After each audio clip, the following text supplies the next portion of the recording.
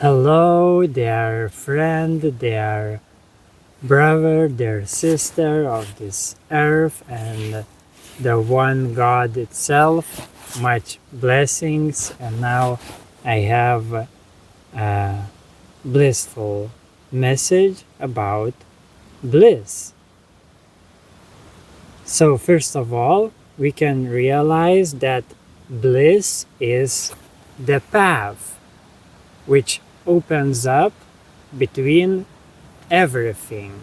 When we stop holding conditions for our bliss, it is natural state, which naturally, spontaneously becomes apparent when we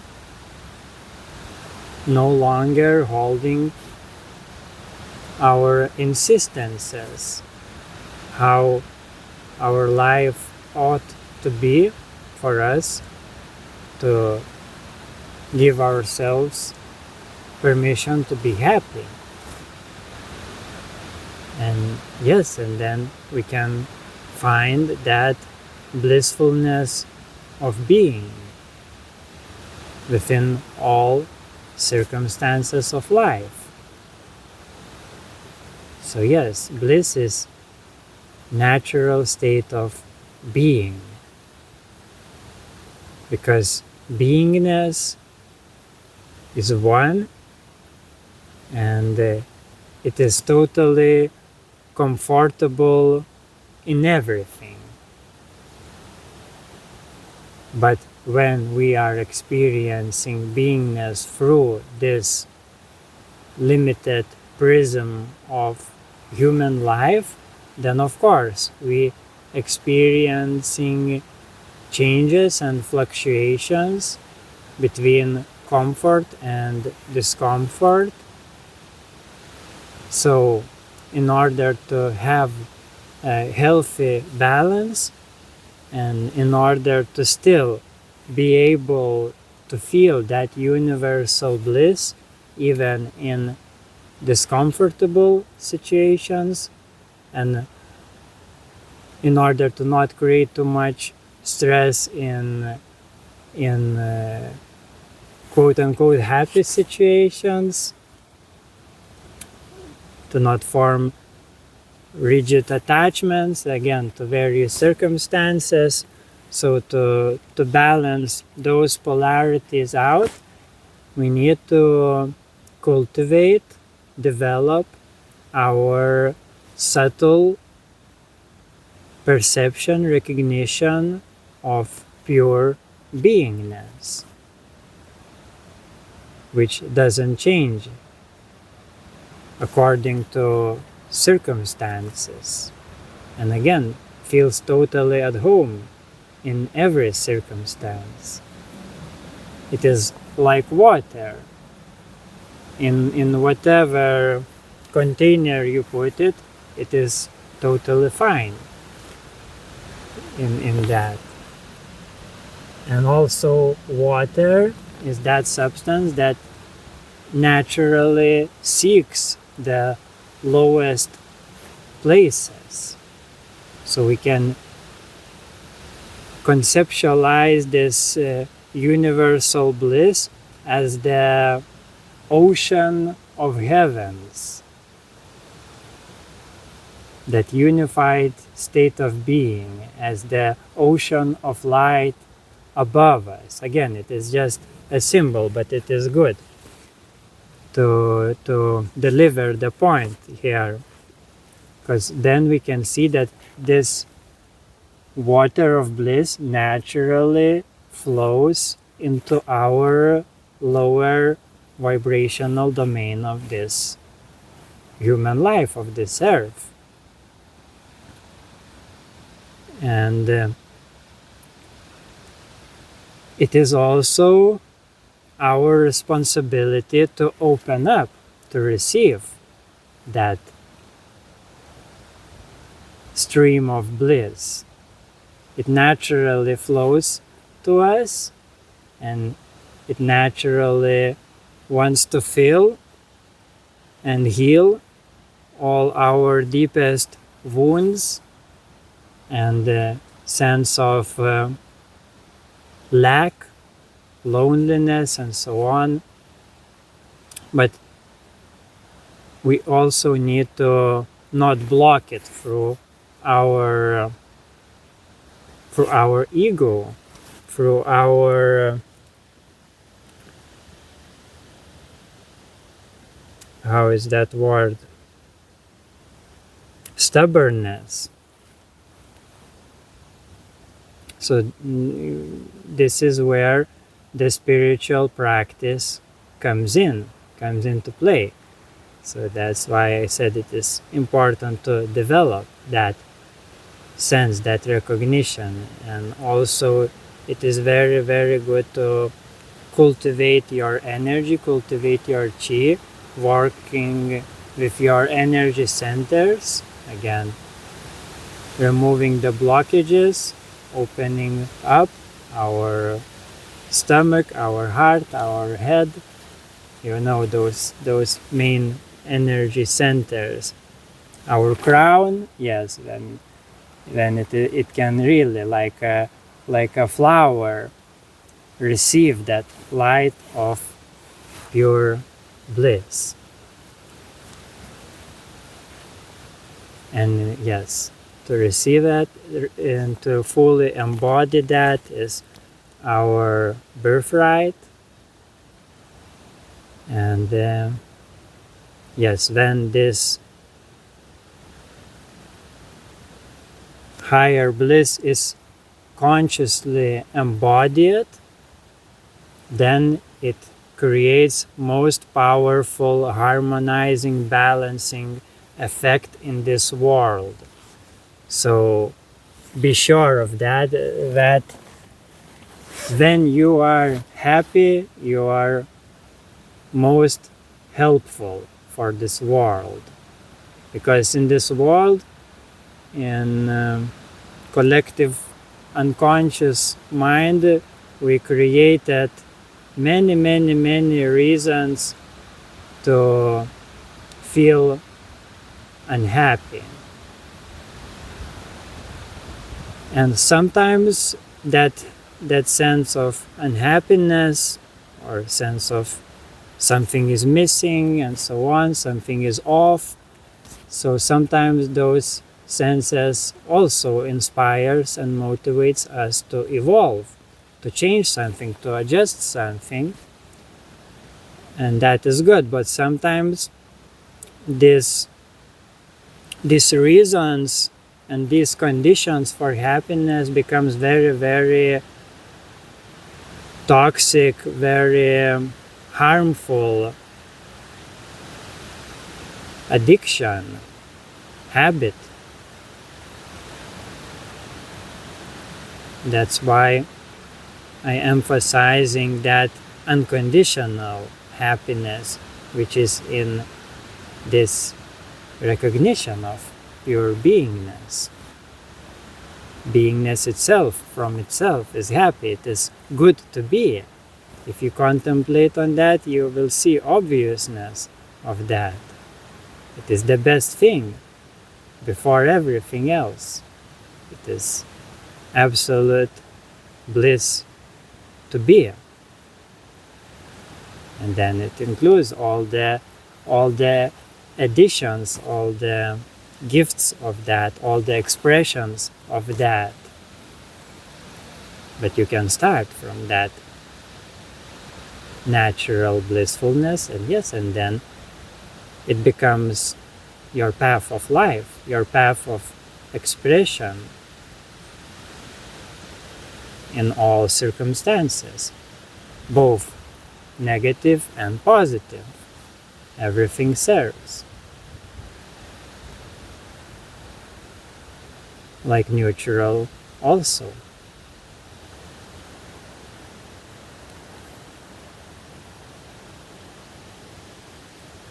And if you are happy, you are helpful, you are helping through your radiance, and yes, and Also, that bliss expands your awareness, expands your creativity.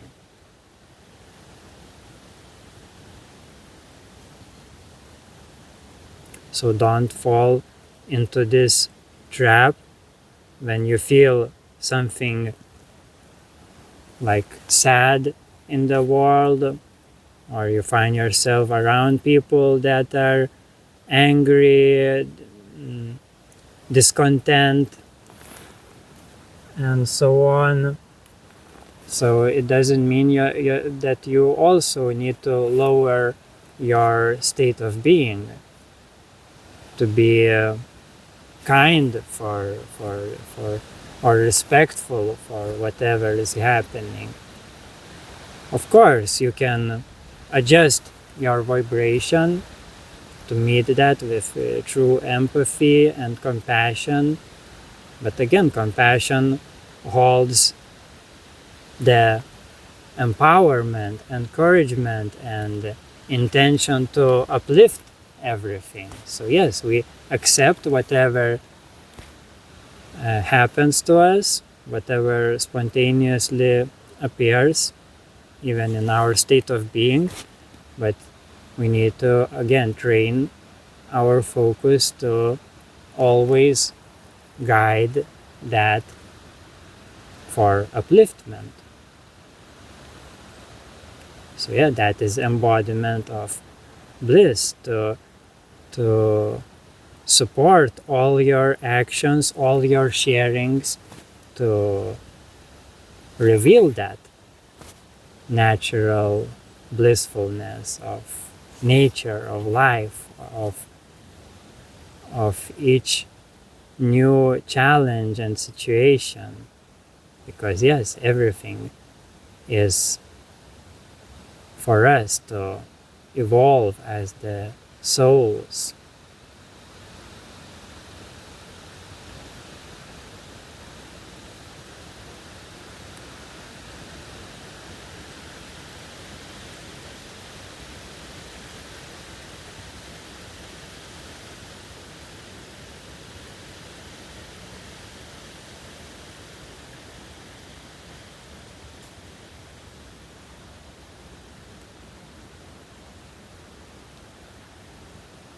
And yes,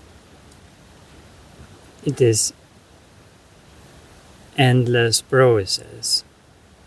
That's why I want to emphasize bliss as the way, not as some kind of achievement or some kind of object that you can hold.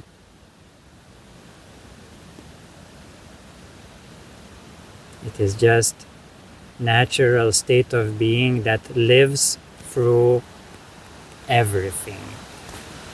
And yes, when you tune into that, then you can find that bliss in all the processes of life. And yes, in that there is genius, intelligence, and creativity and playfulness that helps to harmonize, balance, integrate whatever again appears, integrating it back into this unified state of bliss.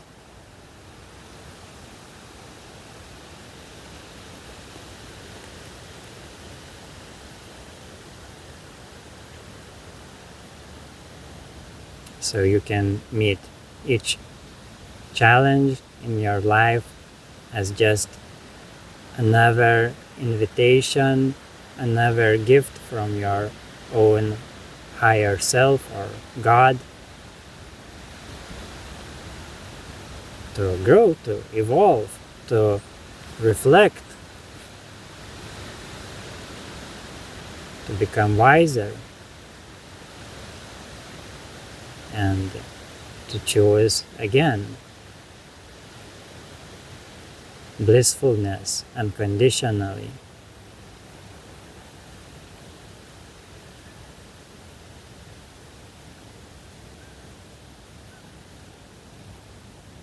So it is also very good to stop, to become still,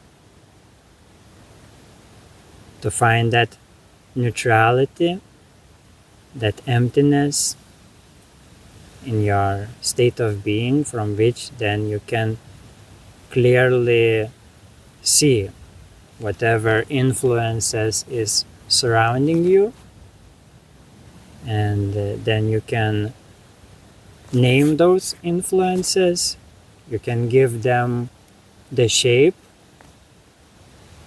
For example, if you feel lack of purpose, everything is meaningless in a negative way, then you can imagine it like a gray cube that's stuck in your head. So you put it out of your head, seeing that cube, and then just throwing it, just giving it into that ocean of light, ocean of bliss, and see how it melts, how it dissolves, and you then creating space in your head to receive that fresh light.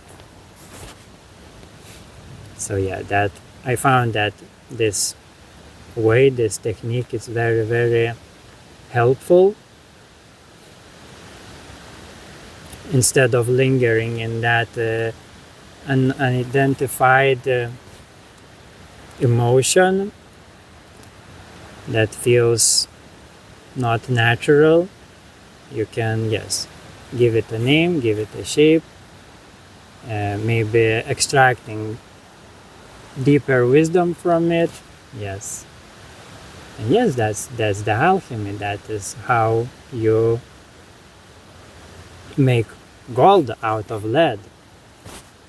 And with practice, you become more and more efficient in that, and you can transform various energies faster and faster.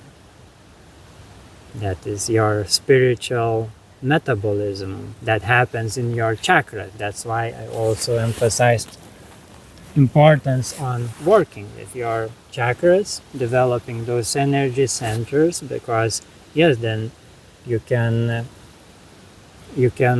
suck all the atmosphere of suffering like a black smoke, for example, into your heart, and imagine that it dissolves in the light of your unconditionally loving heart. And then you breathe out that love, that fresh light of love into your body, into your aura, into your environment. You bless. The more you bless everything, the more bliss you invite into your vessel.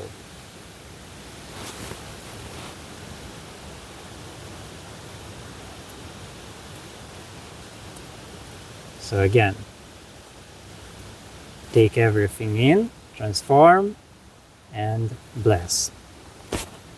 And I bless you for listening, for tuning in into this message. Thank you very much.